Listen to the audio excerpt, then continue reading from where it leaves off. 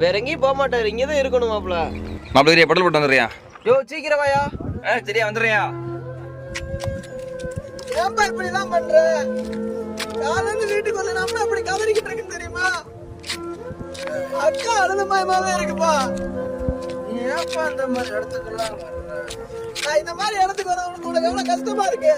அப்ப நீ குடிக்கும் போது எங்களுக்கு எவ்வளவு கஷ்டமா இருக்கும். நானே வந்துடுவேன்டா.